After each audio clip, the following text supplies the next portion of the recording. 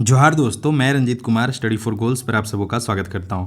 Friends, आज है 6 फरवरी 2025 और आज के इस डेली झारखंड करंट अफेयर के लेक्चर में हम पिछले 1-2 दिनों में झारखंड से बनने वाले अति महत्वपूर्ण प्रश्नों को देखेंगे और उन प्रश्नों से क्या कुछ स्टैटिक जीके सीख सकते हैं वह भी देखने का प्रयास करेंगे।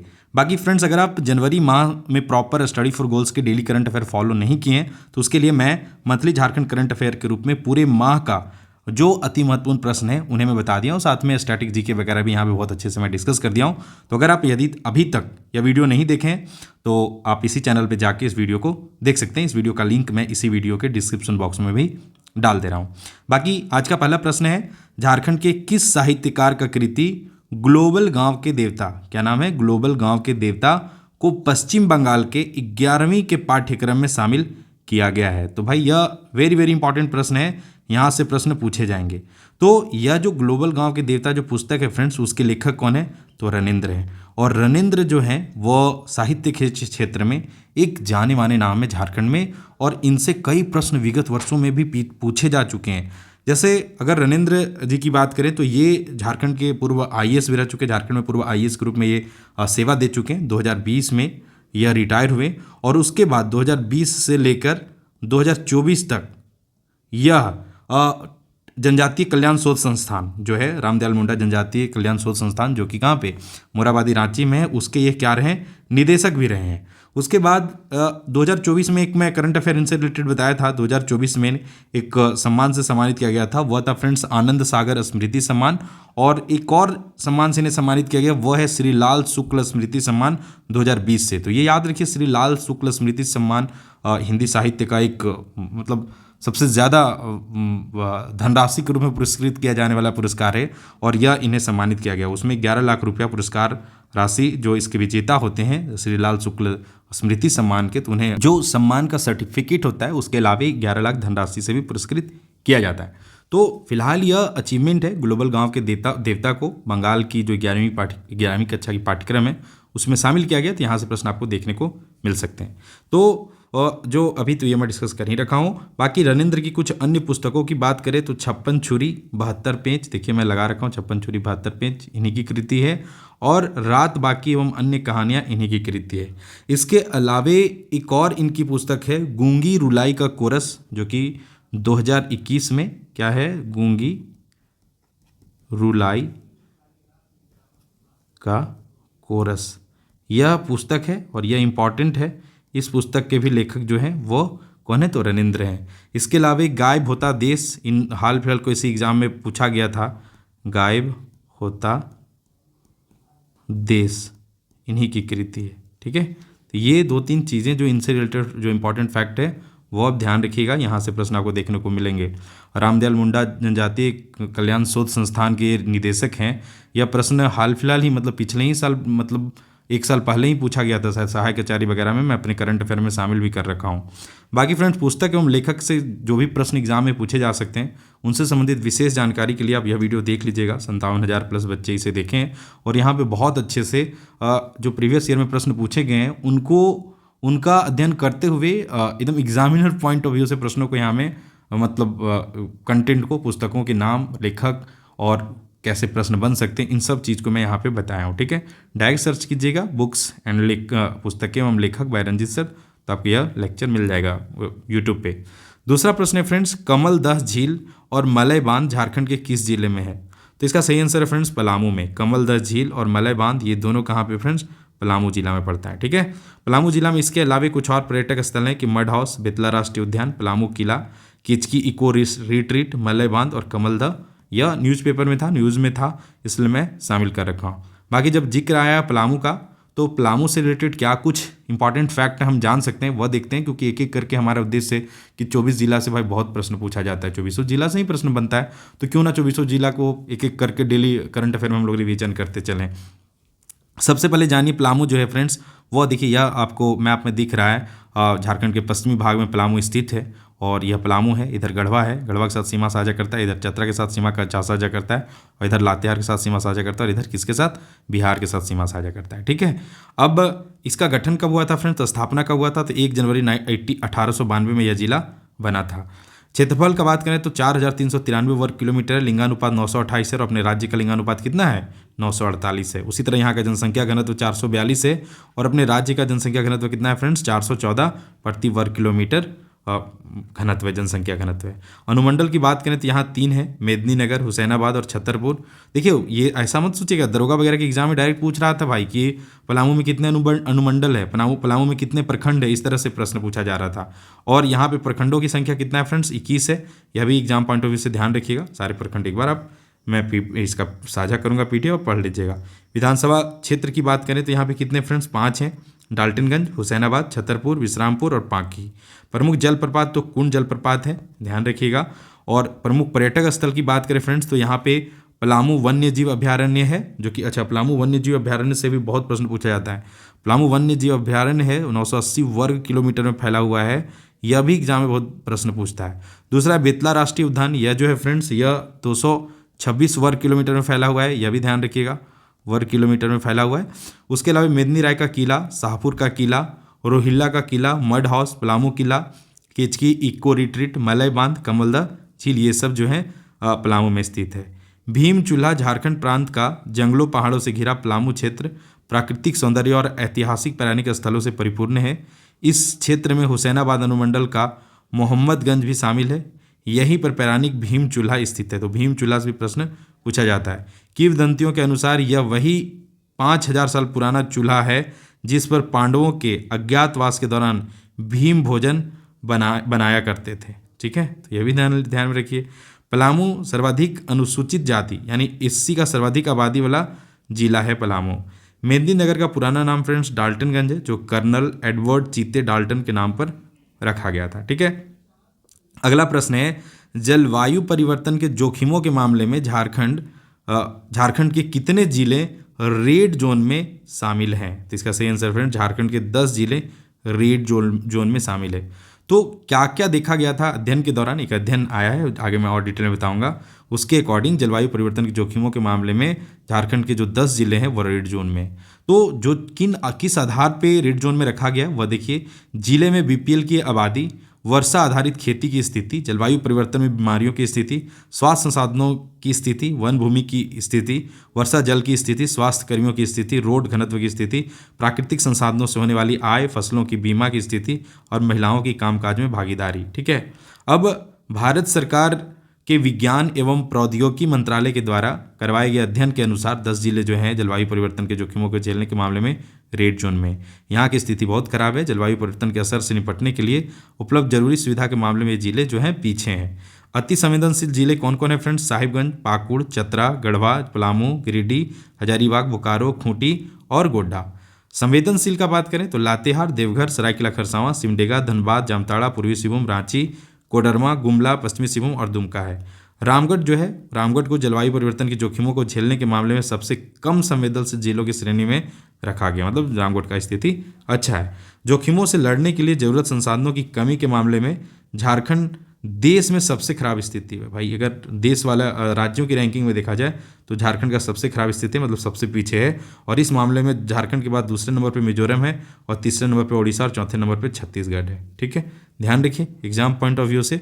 बाकी चौथा प्रश्न है, हाल ही में प्रदूषण नियंत्रण बोर्ड के आदेश पर Nilanchal iron and power factory बंद कर दी गई। अब आपको बताना है कि यह किस जिले में स्थित था। तो यह रहा Nilanchal iron and power factory, जो कि कहाँ पे? सरायकेला में स्थित है। ध्यान रखिएगा, इसका ऑप्शन सी सही है।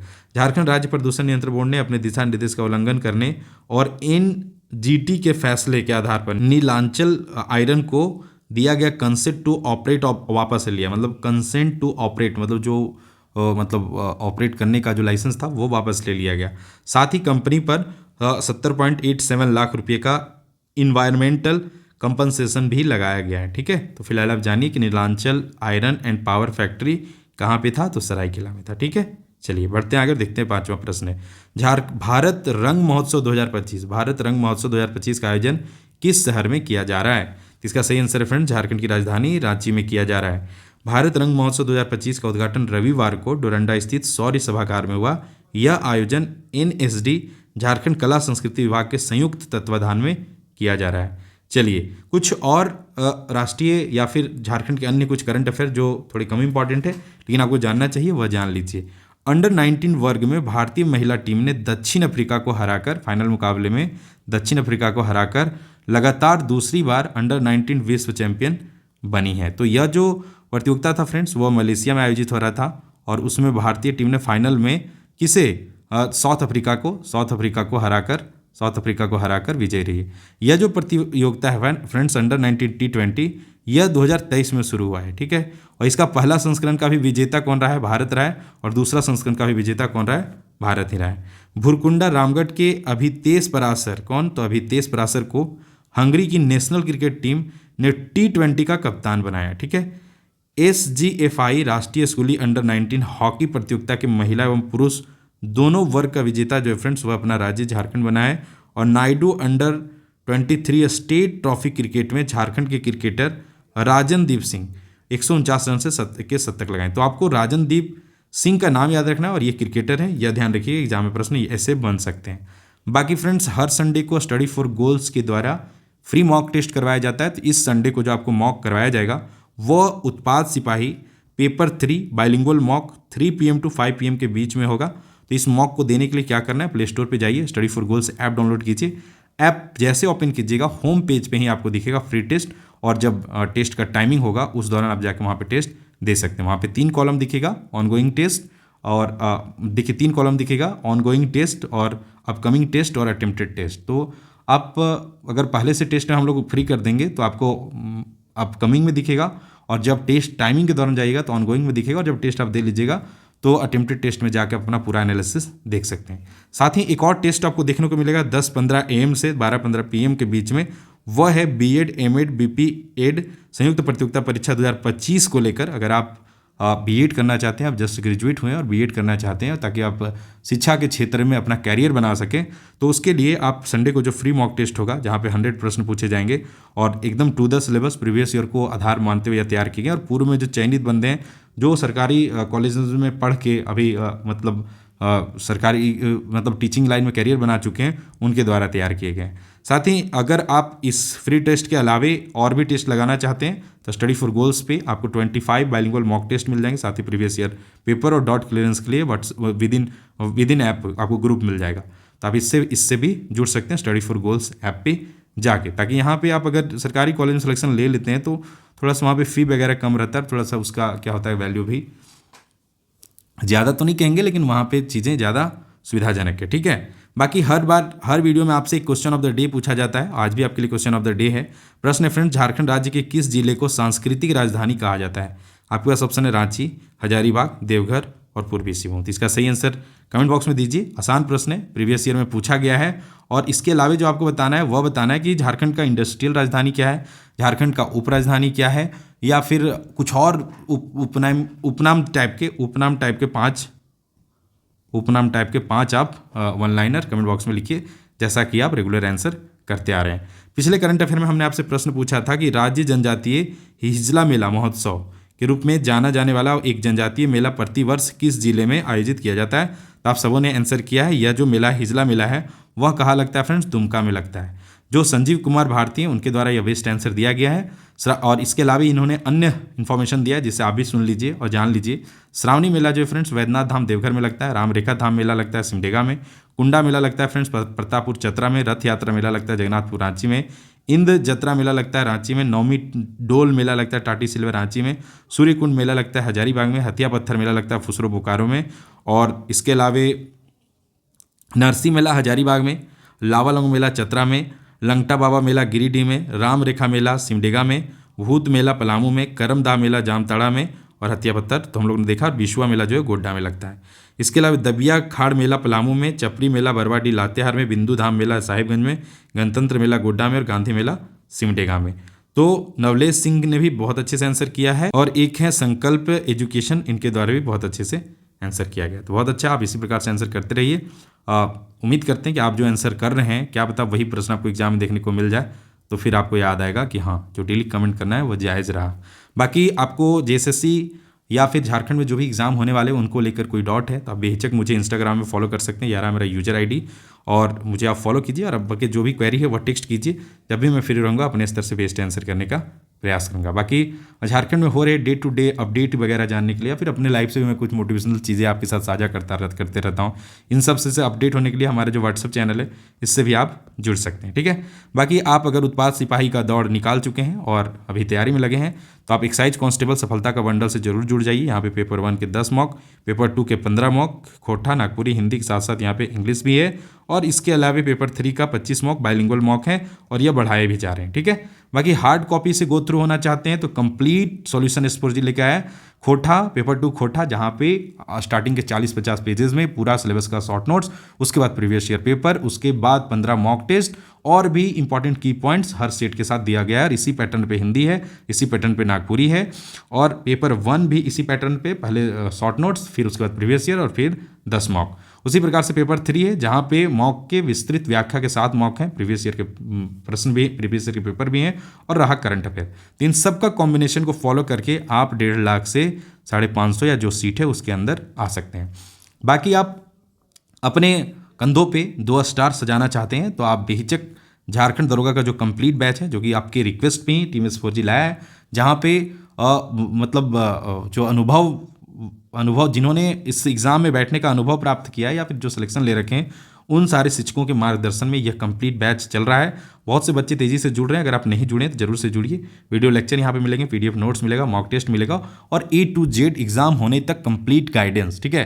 साथ ही इस बार हम लोग क्या किए कि आप बच्चों को बहुत ये बार बार मोबाइल में पढ़ने में इश्यू होता था, इसलिए हम एक प्रिंटेबल नोट्स टाइप में, जैसे जैसे क्लास होते जा रहे हैं वैसे वैसे एक एक करके प्रिंटेबल नोट्स टाइप पे बना रहे हैं, जो आपको ग्रुप में दे दिया जाएगा, आप उसे प्रिंट निकाल कर भी पढ़ सकते हैं। और यहाँ पे जो 6 विषय हैं वो 6 विषयों का, यहाँ पे जो पेपर 3 का 6 विषय होते हैं उनका कंप्लीट प्रिपरेशन करवाया जाएगा। पेपर 1 हिंदी और इंग्लिश है, वो बड़ा इशू नहीं है, वो हम लोग अगर ज़रूरत पड़ा तो वो भी इसमें जोड़ देंगे।